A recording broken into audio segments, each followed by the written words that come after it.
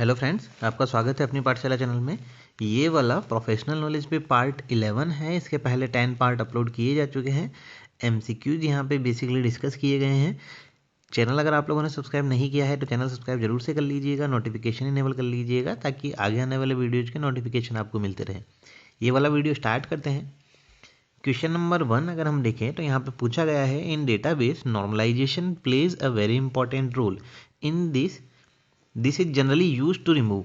अच्छा, नॉर्मलाइजेशन की अगर हम बात करें तो नॉर्मलाइजेशन पे first form, second form, third form and basic normalization concept पे वीडियो अपलोड किए जा चुके हैं। अगर आप लोगों ने नहीं देखे तो आप देख सकते हैं, प्लेलिस्ट में आपको मिल जाएगा। आपसे पूछा ये गया है कि नॉर्मलाइजेशन जो है उसके अंदर बेसिकली रिमूव किया जाता है। तो अगर हम डेटाबेस की बात करें तो डेटाबेस में सबसे बड़ी प्रॉब्लम होती है आपकी रिडंडेंसी की। रिडंडेंसी, अच्छा रिडंडेंसी जो है ये है रिपीटेशन। तो रिपीटेशन जो है इसको रिमूव करने के लिए, या फिर हम ऐसा बोलें कि रिडंडेंसी की वजह से कुछ प्रॉब्लम्स हमको अकर होती है। प्रॉब्लम्स अगर हम देखें, कुछ एनोमलीज होती है। तो एनोमलीज अगर हम देखें तो एनोमलीज हमको जो प्रॉब्लम आती है वो है इंसर्ट, डिलीट एंड अपडेट। ये तीनों की तीनों प्रॉब्लम आती है किसकी वजह से? रिडंडेंसी की वजह से। तो बेसिकली जो नॉर्मलाइजेशन के अंदर जो इसमें से हम देखें कि नॉर्मलाइजेशन के अंदर रिमूव जो बेसिकली किया जाता है वो इन तीनों प्रॉब्लम्स को सॉल्व करने के लिए यूज में लिया जाता है बेसिकली। तो रिमूव जो किया जाना है वो है रिडंडेंसी। तो यहाँ पे अगर हम देखें डेटा इंटीग्रिटी ये नहीं होगा, डेटा आइसोलेशन भी नहीं होगा, डेटा रिडंडेंसी इसका आंसर होगा। एरर्स फ्रॉम डेटाबेस, एरर्स नहीं रिमूव करता है नॉर्मलाइजेशन। नॉर्मलाइजेशन एनोमलीज होती है, जो प्रॉब्लम्स होती है जिनकी वजह से नॉर्मलाइजेशन यूज में लेना पड़ता है, और ये सारी की सारी प्रॉब्लम होती है आपकी रिडंडेंसी की वजह से। तो इसका आंसर क्या निकल के आया? रिडंडेंसी। नेक्स्ट क्वेश्चन आपसे पूछा गया है, transitive dependency is removed in which normalization form. अच्छा, ट्रांजिटिव डिपेंडेंसीज की अगर हम बात करें तो नॉर्मलाइजेशन फॉर्म के अंदर देखो होता क्या है। फर्स्ट एनएफ की अगर हम बात करें तो वहाँ पे सिंपल रिडंडेंसी को रिमूव किया जाता है।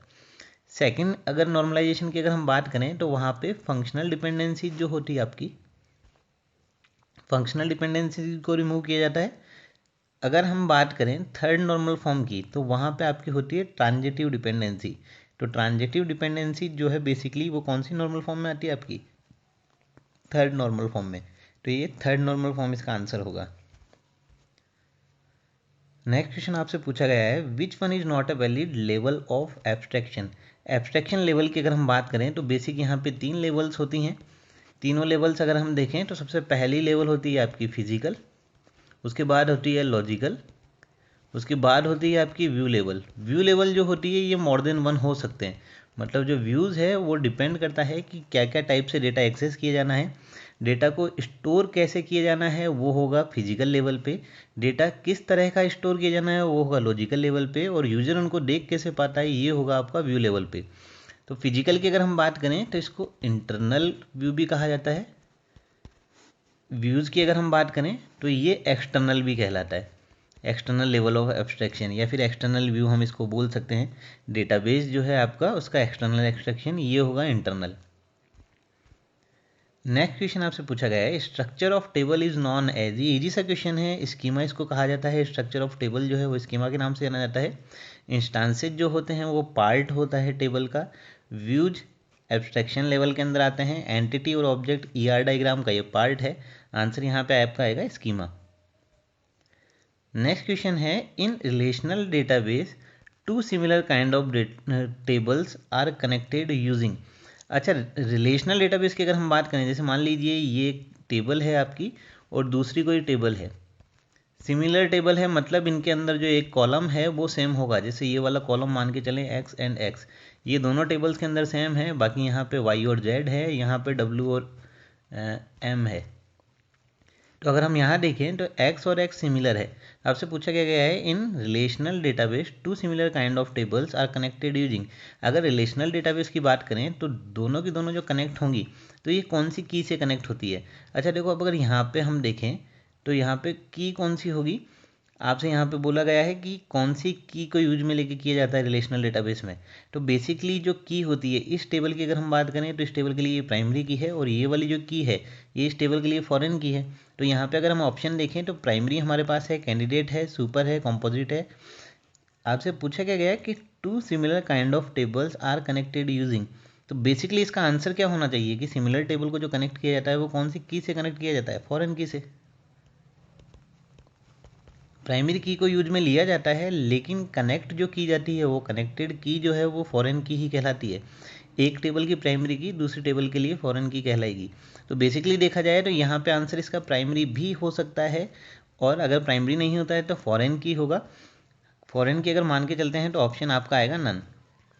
अच्छा, प्राइमरी की हमने क्यों नहीं लिया, क्योंकि अगर ये बोला जाता है कि पर्टिकुलर टेबल की क्या कहलाएगी, एक सिंगल टेबल की, तो वो होती है प्राइमरी की। लेकिन यहाँ पे बोला क्या गया है कि टेबल्स को जो कनेक्टेड की के थ्रू यूज में लिया जाता है, जिस की के थ्रू कनेक्टेड किया जाता है वो की क्या कहलाती है, तो वो हमेशा कहलाएगी आपकी फॉरेन की। नेक्स्ट क्वेश्चन आपसे पूछा गया है, in table blank and dependencies are removed using normalization. ये अभी जस्ट हमने देखा था कि दो टाइप की होती है, एक होती है फंक्शनल, एक होती है ट्रांजिटिव। दो टाइप की डिपेंडेंसी होती है नॉर्मलाइजेशन के अंदर। तो टेबल के अंदर फंक्शनल डिपेंडेंसी और ट्रांजिटिव डिपेंडेंसी, इनको रिमूव किया जाता है नॉर्मलाइजेशन से। तो आंसर आपका क्या है, functional and transitive, option A. उसके अलावा बाकी के ऑप्शन देखिए, रिलेशनल कोई डिपेंडेंसी होती ही नहीं है। फंक्शनल कोई डिपेंडेंसी, पहली वाली जो है फंक्शनल है, दोनों हमको चाहिए थी। इंटीग्रेशन और आइसोलेशन ये डिपेंडेंसी नहीं होती। ट्रांजिटिव डिपेंडेंसी है, सुपरलेटिव कोई डिपेंडेंसी नहीं होती। रिलेशनल डिपेंडेंसी नहीं है, ट्रांजिटिव है। तो हमारा आंसर यहाँ पे क्या आया कि जिसमें ये दोनों की दोनों डिपेंडेंसीज हमको मिल जाए वो है functional and transitive. Next question है, आपसे पूछा गया है कि for schema creation which language is use. Schema creation मतलब ये फिजिकल लेवल की बात हो रही है। सबसे पहले जो टेबल का स्ट्रक्चर बनाया जाना है, जिसमें एट्रीब्यूट सेलेक्ट किए जाने हैं कि कौन कौन से एट्रीब्यूट होंगे, प्राइमरी की कौन सी होगी। प्राइमरी की डिपेंड करता है कि इसका जो डेटाबेस एडमिनिस्ट्रेटर है वो भी बना सकता है, और या फिर जिसको ये डेटाबेस जिसके लिए बनाया गया है वो भी यहाँ पे प्राइमरी की सेट कर सकता है। तो यहाँ पे आपसे पूछा गया है कि स्कीमा क्रिएशन के लिए कौन सी लैंग्वेज यूज में ली जाती है। तो स्कीमा क्रिएशन के लिए हमेशा क्या, देखो जब भी स्ट्रक्चर हमको बनाना है मतलब स्ट्रक्चर की डेफिनेशन हमको तैयार करनी है, तो यहाँ पे जो इसकी लैंग्वेज होगी वो होगी डेटा डेफिनेशन लैंग्वेज, DDL भी इसको कहा जाता है शॉर्ट फॉर्म में।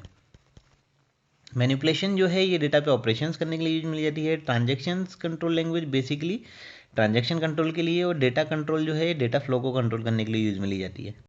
नेक्स्ट क्वेश्चन यहाँ पे पूछा गया है, which one is not a valid DML command. DML की अगर हम बात करें तो DML होता है data manipulation language. Data manipulation की अगर हम बात करें, जैसे मान लीजिए कि आपकी ये टेबल है, इस टेबल के डेटा के ऊपर जो भी ऑपरेशन आप लोग परफॉर्म करेंगे वो कहलाता है आपका डेटा मैनिपुलेशन। तो डेटा मैनिपुलेशन की अगर हम बात करें तो सेलेक्ट इसकी कैटेगरी में आता है, इंसर्ट इसकी कैटेगरी में आता है, अपडेट और डिलीट, ये चारों की चारों जो कमांड है ये होती है आपकी DML कमांड। क्रिएट की अगर हम बात करें तो ये कहलाती है आपकी डेटा डेफिनेशन लैंग्वेज, ये है DDL कमांड। नेक्स्ट क्वेश्चन आपसे पूछा गया है, rollback command is belongs to. Rollback की अगर हम बात करें तो रोलबैक और कमिट, ये दो कमांड्स हैं आपकी, रोलबैक एंड कमिट, ये दोनों की दोनों बेसिकली कहाँ पे यूज में ली जाती है, ट्रांजेक्शन कंट्रोल लैंग्वेज में। तो इसका आंसर क्या होगा आपका TCL। डेटा डेफिनेशन लैंग्वेज जो है इसका ध्यान रखिएगा कि ये टेबल को क्रिएट करने के लिए यूज में ली जाएगी। डेटा मैनिपुलेशन डेटा के ऊपर यूज में ली जाती है। ट्रांजेक्शन कंट्रोल और डेटा कंट्रोल ये बेसिकली डेटा को कंट्रोल करने के लिए, ट्रांजेक्शन को कंट्रोल करने के लिए यूज में ली जाती है। नेक्स्ट क्वेश्चन है, the method of access which uses key transformation is known as. ये चीज़ ध्यान रखिएगा कि ये कहलाता है आपका हैश। हैश की अगर हम बात करें तो इसमें दो पार्ट होते हैं। पहला वाला पार्ट जो है आपका ये कहलाता है आपका बकेट। सेकंड वाले पार्ट की अगर हम बात करें तो सेकंड वाला पार्ट आपका कहलाता है इसमें हैश फंक्शंस। हैश फंक्शंस जो है ये बेसिकली मैपिंग के लिए यूज में लिए जाते हैं। अच्छा, हैश की अगर हम बात करें तो हैश जो है ये इसका बेसिक यूज क्या है, इसको समझ लीजिए कि जैसे मान लीजिए हम मान के चले कि एक डेटाबेस है हमारे पास में काफ़ी बड़ा सारा, इसके अंदर डेटा को सर्च किया जाना इजी टास्क नहीं होगा। तो किया क्या जाता है कि जो डेटाबेस के अंदर सर्चिंग की जाती है उसके लिए हैश यूज में लिया जाता है। तो जो भी डेटा आप सर्च किए जाना है वो हैश के थ्रू किया जाना है। मतलब जो आपके डेटा पैकेट्स होंगे, जो डेटा ब्लॉक्स होंगे, डिस्क ब्लॉक जिसको हम कहें, वो तो आपके बकेट के फॉर्म में होंगे। मतलब डेटा जो स्टोर किया जाना है वो बकेट की फॉर्म में होगा। उसकी जो मैपिंग की जानी है वो हैश फंक्शंस के थ्रू होगी। तो यहाँ पे इंडेक्सिंग की जरूरत नहीं पड़ती है, हैशिंग कर दी जाती है। तो आंसर इसका क्या होगा, हैश। यहाँ तक के जो क्वेश्चंस थे ये बेसिकली डेटाबेस में पूछे गए काफ़ी सारे क्वेश्चंस हैं जो बेसिकली पूछे गए हैं डेटाबेस के अलग अलग एग्जाम्स में। वीडियो आपको कैसा लगा हमें ज़रूर बताइएगा, पसंद आए तो लाइक ज़रूर कीजिएगा। चैनल अगर अभी तक सब्सक्राइब नहीं किया है आप लोगों ने तो चैनल सब्सक्राइब जरूर से कर लीजिएगा। ऐसे वीडियो हम रेगुलर बेसिस पर अपलोड करते रहते हैं। Thank you.